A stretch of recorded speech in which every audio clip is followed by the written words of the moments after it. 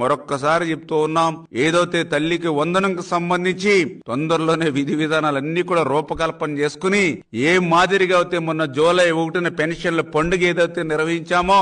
ఏ మాదిరిగా అయితే మరి అన్నా క్యాంటీన్లు ఏదైతే ఆగస్టు 15 ఒక పండుగలాగా ప్రారంభిస్తామో, ఏ మాదిరిగా అయితే ఇసుక ప్రజల ఇచ్చి ఆనందం చూసామో, ఏదైతే ల్యాండ్ టైటిలింగ్ యాక్ట్ రద్దు చేసి ఆస్తులు కాపాడామో, అదే విధంగా మరి ఏదైతే డిఎస్సి ఇచ్చి యువత మరి డ్రగ్స్ గంజాయి పాట పట్టకుండా వాళ్ళకి ఉద్యోగ ఉపాధి కల్పన చేశామో, ఆ మాదిరిగానే అన్న మాట ప్రకారం తల్లికి వందనం కూడా ఒక పండుగ వాతావరణంలో ఆంధ్రప్రదేశ్ రాష్ట్రంలో ఇచ్చినటువంటి మాటకు కట్టుబడి అమలు చేస్తాము. ఇచ్చినటువంటి ప్రతి హామీని ఈవేళ నిలబెట్టుకుని ప్రజల ఆశీస్సులు మేము పొందుతాము. మీకు మాదిరిగా మోసాలు దగాలతో మా పాలన ఉండదు, మీ మాదిరిగా కోతలు రద్దులతో మా పాలన ఉండదు అనే విషయాన్ని మరొక్కసారి మీ ద్వారా అందరికి కూడా తెలియజేసుకుంటూ ఉన్నాం.